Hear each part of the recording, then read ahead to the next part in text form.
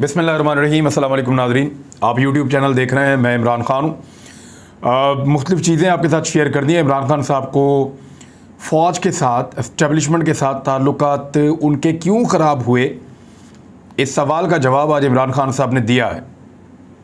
और जनरल फैज़ के मामले को लेकर एक्चुअली क्या चल रहा था, इमरान ख़ान साहब नए आर्मी चीफ़ की तैनाती के हवाले से क्या सोच रहे थे और क्या यही वजह बनी इमरान ख़ान की और फ़ौज के ताल्लुकात की ख़राबी, इस पे अभी मैं आपको बड़ी तफसील बताऊंगा इसी वीलॉग में।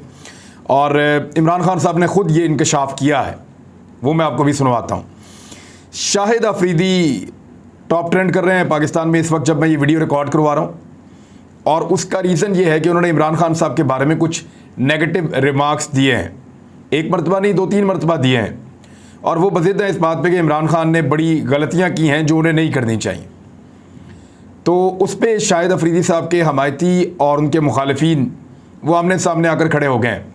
पाकिस्तान तहरीक इंसाफ के लोग या इमरान ख़ान साहब को पसंद करने वाले लोग जो हैं वो शाहिद अफरीदी के ऊपर तनकीद कर रहे हैं। दूसरी जानिब जो PDM की जमातों के लोग हैं वो शाहिद अफरीदी को सपोर्ट कर रहे हैं। लेकिन यहाँ एक सवाल पैदा होता है, देखें, शाहिद अफरीदी एक कौमी हीरो हैं, लोग उनसे बहुत प्यार करते हैं, मैं ख़ुद उनको बहुत पसंद करता हूँ, और बहुत सारे हवालों से, यानी बॉलिंग वो बहुत अच्छी करते थे, फील्डर बड़े शानदार फील्डर थे, टीम के अंदर एक जान पड़ी रहती थी उनकी मौजूदगी में, और एक अच्छे हिटर के तौर पे दुनिया उनको जानती है शाहिद अफरीदी को। शाहिद अफरीदी साहब ने इमरान ख़ान साहब की गलतियाँ गिनवाई, ज़रूर गिनवाएँ, बहुत अच्छी बात है।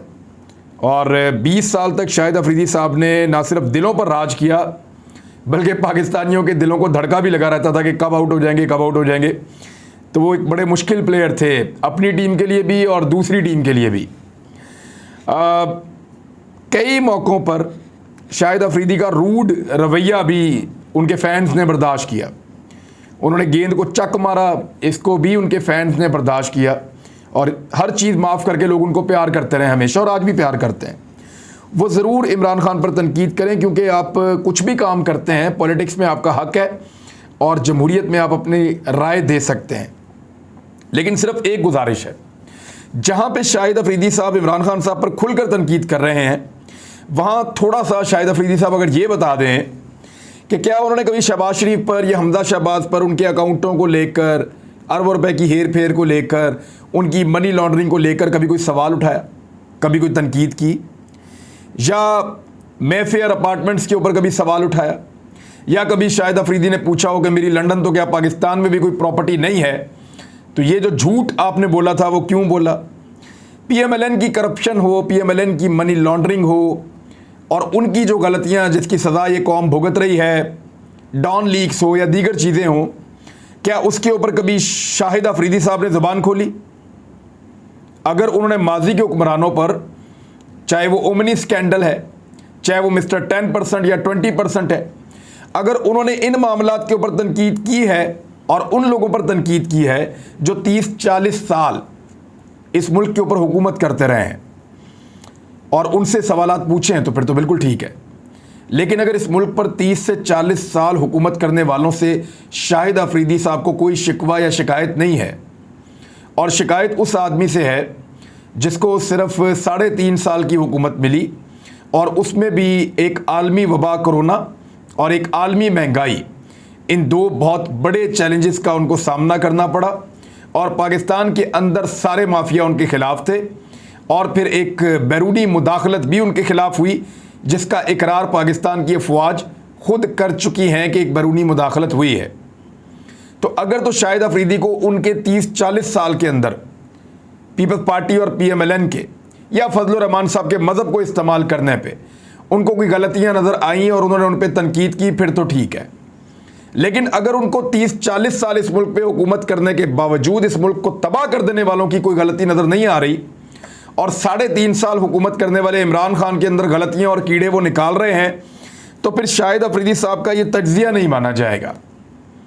फिर पाकिस्तान तहरीक इंसाफ के लोग हक बजानिब होंगे ये कहने में कि शाहिद अफरीदी साहब एक पार्टी हैं, और ऐसी सूरत हाल में वो इसको एक पार्टी की तरह ही ट्रीट करेंगे। यानी हर कोई यही करेगा कि अगर आप एक पार्टी में हैं तो बाकी जो अपोनेंट्स हैं वो आपकी मुखालफत करेंगे, और जो दूसरी पार्टी के हमायती हैं वो कहेंगे जी आप ज्यादती कर रहे हैं, आप साइड ले रहे हैं, आपको तनकीद का निशाना बनाएंगे, आपको दिल बड़ा करना पड़ेगा, फिर आपको बर्दाश्त करना पड़ेगा। यानी लोग सवालात तो उठाएंगे, वो ये कहेंगे कि 20 साल करियर के अंदर आपने कितने लोगों का करियर तबाह कर दिया। नहीं, बहुत सारे ऐसे लोग हैं जो ये कहते रहे हैं कि आपने करियर तबाह कर दिया। लोग आपके सिफर पे आउट होने के बारे में सवालात उठाएंगे, बहुत सारी चीज़ें, लेकिन आप एक कौमी हीरो हैं, कौमी हीरो की तरह रिएक्ट करें।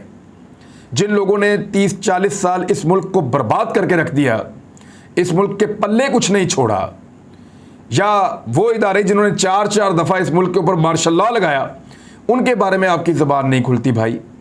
आप उनके बारे में बात नहीं करते। आप बात नहीं करते उन लोगों के बारे में जिन्होंने मॉडल टाउन में निहत्ते लोगों पर गोलियां चलाकर मार दिया। आप बात उन पर नहीं करते जो अरबों रुपए की मनी लॉन्ड्रिंग करते रहे। और आप बात, यानी मैं बात करने की मैंने कीमत चुकाई है। जिस चैनल में आप काम कर रहे हैं उसी में मैं भी काम कर रहा था। मुझे निकाला गया इसलिए कि मैं उनकी बात नहीं मान रहा था। तो शाहिद अफरीदी साहब, अगर तो आपको सारी गलतियां इमरान खान में नज़र आती हैं और सिर्फ आप इमरान खान पर ही तनकीद करते हैं, तो उनका क्राउड आपको लेगा एक पॉलिटिकल अपोनेंट के तौर पे, और फिर आपको तनकीद बर्दाश्त करनी पड़ेगी। दूसरा, इमरान खान साहब ने जो जनरल फैज़ के मामले के ऊपर, यानी उनसे सवाल तो सिंपल ये किया गया पॉडकास्ट के अंदर, यानी सोशल मीडिया पे उन्होंने एक बड़ा दबंग इंटरव्यू दिया और मैंने वहाँ से इजाज़त लेकर, क्योंकि कॉपीराइट का इशू ना बने, ताकि वो एक स्पेसिफिक पोर्शन है जहाँ पे वो बता रहे हैं कि फ़ौज के साथ ताल्लुकात की ख़राबी, इस सवाल का जवाब दे रहे हैं कि इमरान खान की फ़ौज के साथ ताल्लुकात कैसे ख़राब हो गए और क्या वजह बनी। तो ये ज़रा आप सुने कि इमरान खान साहब उसके बारे में क्या कह रहे हैं। मतलब दूसरा, आपको क्या लगता है कि इस्टेब्लिशमेंट के साथ व्हाट वेंट रॉन्ग? मतलब पूरा बयानिया जो पिछले 3-4 साल में हम लोग सुन रहे थे कि पहली दफ़ा फ़ौज और हुकूमत एक पेज के ऊपर है, और पिछले 3-4 महीने तक भी यही वाली चीज़ थी। सो अचानक आपके ख्याल से कोई ऐसा इवेंट हुआ है जिसकी वजह से चीज़ें फ्लिप हुई हैं? आपको पर्सनली क्या लगता है?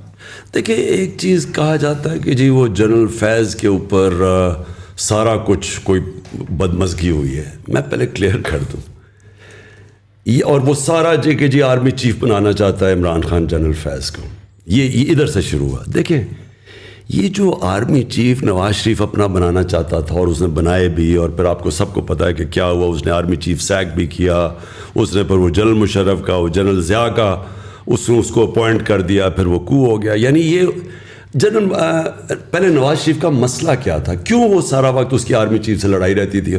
क्योंकि वो आर्मी को कंट्रोल करना चाहता था, वो आर्मी को पंजाब पुलिस बनाना चाहता था। वो क्यों बनाना चाहता था? क्योंकि उसने सारे पाकिस्तान के इदारों को कंट्रोल कर लिया था। सारे पाकिस्तान के जो इदारे जो उसको चेक कर सकते थे, FBI थी, NAB थी, ये सब उसके कंट्रोल में थे। अदलिया को भी वो कंट्रोल करके बैठा हुआ था। जब एक चीफ जस्टिस उसके कंट्रोल में नहीं था तो डंडों से उसने सुप्रीम कोर्ट के ऊपर हमला किया था, जस्टिस सजाद अली शाह के, और फिर पैसे देता था जजेस को। जो कोयटा बेंच को पैसा चला, वो सारा जस्टिस सजाद अली शाह ने अपनी किताब में लिखा हुआ है कि कैसे वो जाके रफ़ीक तारड़ और शहबाज शरीफ ने जाके जज खरीदे कोयटा के अंदर। ये सारा तारीख का हिस्सा है। उसका प्रॉब्लम क्या होता था कि फ़ौज एक अदारा था जिसको वो कंट्रोल नहीं कर सकता था, तो उसकी कोशिश होती थी अपना आर्मी चीफ बैठाने की, क्योंकि उसका डर ये होता था कि वो एक कंप्लीट पावर चाहता था। और दूसरा, वो जो चोरी कर रहा था पाकिस्तान का पैसा, मनी लॉन्डर करके बाहर भेजता था, वो फ़ौज को पहले पता चल जाता था, क्योंकि ISI के पास सारी रिपोर्ट आ जाती थी, तो उससे वो वनरेबल फील करता था, इसलिए कंट्रोल करता था। मेरा कभी ना फौज से कोई इशू हुआ है, ना मैंने कभी सोचा कि मैं कभी अपना आर्मी चीफ लेके आऊं, कि मैं ये समझता था कि फौज के इदारे को मजबूत होना चाहिए। मैं चाहता था कि पुलिस का इदारा मजबूत हो, मैं जुडिशरी के इदारे को मजबूत चाहता। मैंने कभी जुडिशरी में कोई मुदाखलत नहीं की। जितने भी IGs आए पंजाब के, KP के, हमारे नीचे, किसी से पूछे, एक को मैंने नहीं कहा इंतकामी कार्रवाई करो, झूठे पेपर्स बनाओ। सिंध के अंदर सबके ऊपर झूठी FIRs है। अभी इन्होंने हमारे ऊपर झूठी FIR फिर बना दी है, पहले इन्होंने बनाई थी। मुझे एक आदमी बताएं जिसके ऊपर हमने कोई झूठी FIR अपने ज़माने, क्योंकि जब आप पुलिस से गलत काम करवाते हैं वो अपने भी करती है। ब्यूरोक्रेसी के कभी कोई मुझे कहे कि मैंने ब्यूरोक्रेट को कहा कि तुम गलत काम करो, क्योंकि मुल्क चलते हैं मजबूत इदारों पे। लिहाजा मेरे कभी भी ख्याल नहीं था कि मैं फ़ौज के अंदर इंटरफेयर करूँ। मेरा सिर्फ एक इशू था, मुझे ये पता चल गया था ये अफ़गानिस्तान के अंदर, मैं पिछली गर्मियों की बात कर रहा हूँ, कि अफ़गानिस्तान में पॉसिबिलिटी सिविल वॉर की। मुझे डर ये लगा हुआ था कि अगर, क्योंकि अफ़गान और तालिबान की जब अमेरिकन जाएंगे वहाँ सिविल वॉर होगी, उसका फॉल आउट आना था पाकिस्तान के ऊपर। फॉल आउट फिर भी आया, हमारे कई फौजी पता नहीं कितने शहीद हुए हैं जब से आज़ाद हुआ अफगानिस्तान। मैं चाहता था कि उस वक्त जो हमारे ISI का चीफ था वो 5 साल से था, मैं चाहता था कि ये सर्दियों में जो सबसे हमारा मुश्किल टाइम है उसको होना चाहिए। सेकेंडली मुझे पता चल गया था ये पूरी इंट्रीग कर रहे हैं नून लीग वाले, और ये इनकी पूरी कोशिश थी ये सारी सर्दियों में ये जो इन्होंने किया है, ये पिछली मुझे जुलाई से पता चलना शुरू हो गया था कि इन्होंने पूरा प्लान बनाया हुआ गवर्नमेंट गिराने का। तो मैं नहीं चाहता था कि हमारा जो इंटेलिजेंस चीफ चेंज हो जब तक ये सर्दियाँ न निकले। मैंने तो अपनी कैबिनेट में, मैं तो ये ओपनली कहा था, ये छुपी बात नहीं है, मैं ओपनली ये कह रहा था कि जब मुश्किल वक्त है तो आप अपना मेन जो आपका इंटेलिजेंस चीफ है उसको चेंज नहीं करते, क्योंकि उसी वो आइज और ईयर्स है गवर्नमेंट की। यहाँ ये चला गया, ये तासुर ये दिया जा रहा है कि मैं वो इसलिए उसे रख रहा था, मैं जनरल फैज़ को आर्मी चीफ बनाना चाहता था। मैंने आज तक, मुझे ये कौम जानती है 40 साल से, जब मैं क्रिकेट कैप्टन था, क्रिकेट कैप्टन से पहले भी जानते। आज अगर कोई मुझे ये कह दे कि इमरान खान ने कभी मेरिट के ख़िलाफ़ कुछ किया, मैं 10 साल क्रिकेट कैप्टन था, सबको पता है कि मेरे ज़माने में कभी मेरिट वायलेट नहीं हुई। मैं ये सोच भी नहीं सकता कि आर्मी चीफ के ऊपर स्वाय मेरिट के मैं कोई और फैसला करूं। मेरा तो कोई इंटरेस्ट ही नहीं है, मुझे तो कोई अपनी करप्शन नहीं छुपानी, मुझे तो किसी से कोई खौफ नहीं है। मैं तो चाहूँगा कि मेरी फ़ौज का इदारा मजबूत हो। तो ये फिर फैलाया गया कि इमरान खान अपना आर्मी चीफ लाना चाहता है और जनरल फैज़, ये बाद में सारी चीज़ें कही गई हैं, मेरे ज़हन में ये कभी नहीं था। आपने सुन लिया कि इमरान खान साहब ने कैसे इस सारे मामले को एलेबोरेट किया और उन्होंने इसका जवाब दिया। मेरे ख्याल में ये जवाब काफ़ी है। अभी कुछ और सवालात भी उठेंगे, 1-2 स्कैंडल्स और भी आने वाले हैं, वो भी आपके सामने आ जाएंगे। मुझे खुद भी कुछ चीज़ों का जवाब देना पड़ेगा 1-2 दिन के अंदर, मुझे इस बात का आइडिया है। वो 1-2 दिन के अंदर मैं उन चीज़ों का जवाब ज़रूर दूंगा। लेकिन जो सऊदी अरब में बंदे पकड़े गए थे ना, जिन बंदों को सऊदी हुकूमत ने पकड़ा, फुटेज देख के और पता किया कि ये बंदे कौन है जो चोर चोर के नारे ज़्यादा लगा रहे थे करीब आकर, उसमें एक फुटेज के अंदर हम मरियम औरंगज़ेब को मुस्कुराता हुआ भी देख रहे हैं। यानी हाउ इज़ इट पॉसिबल कि कोई किसी को चोर, गद्दार, डाकू इस तरह के अलकाबात से नवाज रहा हो और वो बदमज़ा होने के बजाय मुस्कुरा रहा हो? ये बड़ा मुश्किल हो जाता है। तो मरियम औरंगज़ेब ऐसा कर रही थी। अब वो जो बंदे पकड़े गए हैं, मुबैना तौर पे उनमें कुछ बंदे PMLN के हैं जो पकड़े गए हैं, और उन बंदों को छुड़वाने के लिए वहाँ पे जो कौंसल खाना है, उन्होंने उन अफराद की रिहाई के लिए कोशिशें शुरू की हैं। शरीफ ख़ानदान के कुछ लोगों के बारे में भी मुबैना तौर पे कहा जा रहा है कि आबद शेर अली ने और सलमान शहबाज ने राब्ता किया है कि साढ़े बंदे छड़ दो। तो अब इनके बंदे खुद क्यों वहाँ पे चोर चोर की आवाज़ें लगा रहे थे, ये तो एक बड़ा संगीन मसला आ जाएगा। यानी इन्होंने ये प्लान किया था कि वहाँ पे हम चोर चोर 2-4 दफ़ा कहेंगे तो सारी आवाम कहना शुरू हो जाएगी, क्योंकि लोगों को तो पता है ये चोर है, तो शुरू कर देंगे हम, लोग चोर चोर कहेंगे और उसके मुकदमात फिर पाकिस्तान में जाके करवाएंगे और मुकदमात बनेंगे तौहीन मज़हब के, और इनको हम दीवार के साथ लगाएंगे। ये हो सकता है, इसके ऊपर इंक्वायरी होनी चाहिए और ये खुलकर सारे मामला सामने आने चाहिए। मुबैना तौर पर यह इतला आई है कि सऊदी अरब ने जो बंदे पकड़े उनमें कुछ नून लीग के हैं चंद, और कुछ हुकूमत अपनी मर्ज़ी के बंदे भी गिरफ्तार करवाना चाहती है जिनका ताल्लुक़ पाकिस्तान तहरीक इंसाफ से है, या कुछ बिजनेसमैन हैं, उनके नाम देकर जानबूझ के पकड़वाने की कोशिश की गई है। दूसरी जानिब एक इंग्लैंड में कंपेन शुरू हुई है, उस कंपेन के हवाले से ये आप कुछ तस्वीर देख लें। emergingpakistan.pk लिखा हुआ है इस पर। साथ 2 भाइयों की तस्वीर है, एक मफरूर है भागा हुआ पाकिस्तान से बीमारी का बहाना बनाकर, मियाँ नवाज शरीफ, और एक जो है वो इम्पोर्टेड वज़ीर आज़म मियाँ शहबाज शरीफ। इन दोनों की फ़ोटो लाल रंग की बसों के ऊपर बरतानिया में लगा दी गई और वहाँ पे emergingpakistan.pk लिखा गया। ये जो emergingpakistan.pk है, इसको जब हम ट्रेस करते हुए पहुँचते हैं तो हम पहुँच जाते हैं गवर्नमेंट ऑफ पाकिस्तान तक, मिनिस्ट्री ऑफ कॉमर्स तक। ये डोमेन उनके पास है। तो मिनिस्ट्री ऑफ कॉमर्स का क्या ताल्लुक़ है, बरतानिया में कंपेन कैसे वो चलवा रहे हैं, और 1 महीने तक ये कंपेन चलेगी। कुछ मीडिया ने इसको रिपोर्ट किया, उन्होंने कहा जी पता नहीं चल रहा, कोई बिजनेसमैन है जिसने पैसा जमा करवाया। लेकिन जो भी बिजनेसमैन है वो एक ऐसा आदमी है जो अपना नाम नहीं बताना चाहता। किसी नामालूम ने बरतानिया के अंदर लंदन में मियाँ नवाज शरीफ साहब और शहबाज शरीफ साहब के हक़ में emergingpakistan.pk लिख कर एक कंपेन चला दी है। और ये जो कंपेन है, ये आप समझते हैं मिनिस्ट्री ऑफ कॉमर्स अगर इसको चला रही है या मिनिस्ट्री ऑफ कॉमर्स के अंडर ये चलता है emergingpakistan.pk, तो फिर बाकी गेम तो आपको समझ आ ही जानी चाहिए। मिफ्ता इस्माइल रोज़ाना हुकूमत के एक प्रोजेक्ट की तारीफ़ करते हैं। अगर ये हुकूमत 90 दिन चली तो वो हुकूमत के 90 प्रोजेक्ट्स की तारीफ़ करके जाएंगे। रोज़ाना एक प्रोजेक्ट की तारीफ़ करते हैं और अच्छी बात करते हैं। जो तनकीद करते हैं उसमें से भी तारीफ़ निकलती है। यानी वो कहते हैं कि पाकिस्तान दुनिया में सबसे सस्ता पेट्रोल बेच रहा है। इमरान खान ये कहते थे तो मिफ्ता इस्माइल ने उनकी तारीफ़ की है। फिर उन्होंने कहा बिजली पाकिस्तान में मज़ीद महंगी होनी चाहिए, तो मिफ्ता इस्माइल साहब ने यहाँ पे भी इमरान खान साहब की तारीफ़ की कि वो सस्ती बिजली बेच रहे थे। फिर जो चीज़ें उन्होंने आते ही महंगी की वो सारी चीज़ें उन्होंने कहा इमरान खान साहब सस्ती बेच रहे थे। अब उन्होंने जो कामयाब जवान प्रोग्राम है उसकी बहुत तारीफ़ की है और उन्होंने कहा कि एक शानदार प्रोग्राम है इमरान खान साहब का और उसको जारी रखना चाहिए।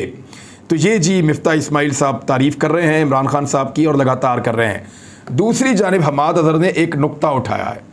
उन्होंने कहा कि रमज़ान मुबारक लोगों ने लोड शेडिंग के अजाब में गुजारा है। हमारे दौर में कभी भी इस तरह लोड शेडिंग नहीं हुई। उन्होंने कहा कि इंपोर्टेड ईंधन पर पावर प्लांट लगाए, $27 पर उन्होंने तारीख के महंगे तरीन LNG के मुआहदे किए और ये मुआहदे उन्होंने किए थे। और फिर उन्होंने कहा कि रूस के साथ बतौर वज़ीर तेल के मुआहदे कर लिए थे। मुझे पता है इंपोर्टेड हुकूमत रूस से मुआहदे नहीं करेगी। 2 LNG के सौदे जो नून लीग की हुकूमत करके गई थी वो डिफ़ॉल्ट कर गए। फिर उन्होंने कहा कि महंगाई भी अब बढ़ रही है, तेल और डीजल के ऊपर ये झूठ बोल रहे हैं और ये बहुत ज़्यादा कीमत बढ़ाने वाले हैं और ये पाकिस्तानी कौम को और पाकिस्तानी मईशत को बुरी तरह तबाह कर रहे हैं और ये हर चीज़ को डैमेज करके चले जाएंगे। ये कहना था जनाब हमाद अज़हर साहब का। दूसरी जानिब पाकिस्तान तहरीक इंसाफ ने अब पब्लिक के अंदर जाना शुरू कर दिया है। उनके लोग पब्लिक में जा रहे हैं। इस्लामाबाद में कुछ साबिक वज़रा निकले हैं, कुछ और जगहों पे निकले हैं, वो लोगों को पम्फलेट बांट रहे हैं। अब उनको दावत दी जा रही है कि वो लॉन्ग मार्च का हिस्सा बने।